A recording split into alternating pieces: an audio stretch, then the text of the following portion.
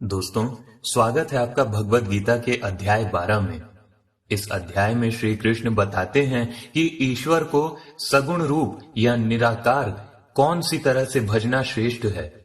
इसके अलावा वे ये भी बताते हैं कि किस प्रकार के भक्त उन्हें अत्यंत प्रिय हैं। तो चलिए इन सब बातों के लिए इस अध्याय को धैर्य और ध्यान पूर्वक अंत तक सुनिए, और वीडियो पसंद आए तो लाइक और शेयर जरूर कीजिए। ऐसे ही कंटेंट के लिए चैनल को सब्सक्राइब करके बेल आइकन को दबा लीजिए। तो चलिए बिना विलंब के शुरू करते हैं अध्याय 12 को।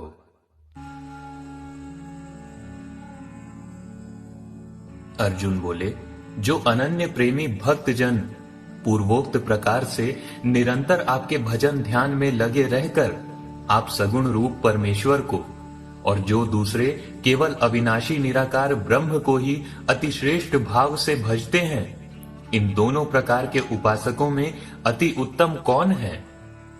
भगवान बोले, मुझ में मन को एकाग्र करके निरंतर मेरे भजन ध्यान में लगे हुए जो भक्तजन अतिशय श्रेष्ठ श्रद्धा से युक्त होकर मुझ सगुण रूप परमेश्वर को भजते हैं, वे मुझे योगियों में अति उत्तम योगी मान्य हैं।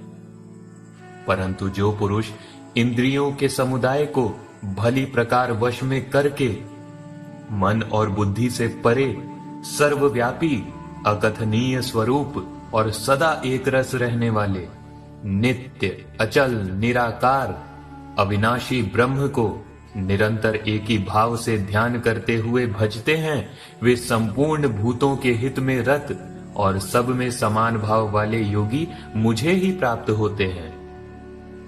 उन सच्चिदानंद निराकार ब्रह्म में आसक्त चित्त वाले पुरुषों के साधन में परिश्रम विशेष है, क्योंकि देहाभिमानियों के द्वारा अव्यक्त विषयक गति दुख पूर्वक प्राप्त की जाती है।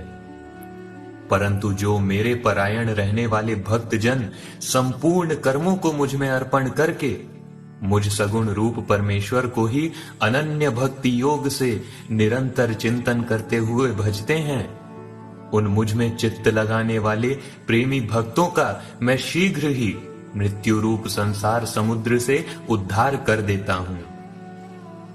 हे अर्जुन, मुझ में मन को लगा और मुझ में ही बुद्धि को लगा। इसके बाद तू मुझ में ही निवास करेगा, इसमें कुछ भी संशय नहीं है। यदि तू मन को मुझ में अचल स्थापन करने के लिए समर्थ नहीं है, तो हे अर्जुन, अभ्यास रूप योग के द्वारा मुझे प्राप्त होने के लिए प्रयास कर। यदि तू अभ्यास में भी असमर्थ है, तो केवल मेरे लिए कर्म करने के ही परायण हो जा। इस प्रकार मेरे बनाए और सुझाए हुए कर्मों को करता हुआ भी मेरी प्राप्ति रूप सिद्धि को ही प्राप्त करेगा।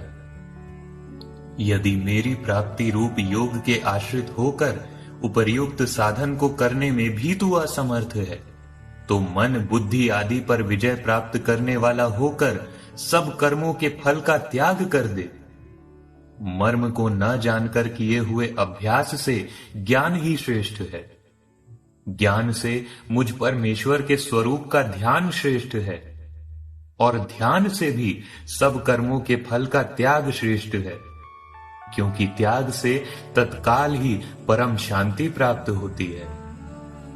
जो पुरुष सब भूतों में द्वेष भाव से रहित, स्वार्थ रहित, सबका प्रेमी और हेतु रहित दयालु है, ममता से रहित, अहंकार से रहित, सुख दुख की प्राप्ति में सम और क्षमावान है, अर्थात अपराध करने वाले को भी अभय देने वाला है, तथा जो योगी निरंतर संतुष्ट है, मन इंद्रियों सहित शरीर को वश में किए हुए है और मुझ में दृढ़ निश्चय वाला है, वह मुझ में अर्पण किए हुए मन बुद्धि वाला मेरा भक्त मुझको बहुत प्रिय है, जिससे कोई भी जीव उद्वेग को प्राप्त नहीं होता, और जो स्वयं भी किसी जीव से उद्वेग को प्राप्त नहीं होता, जो हर्ष अमर्ष भय उद्वेग आदि से रहित है, वह भक्त मुझे प्रिय है।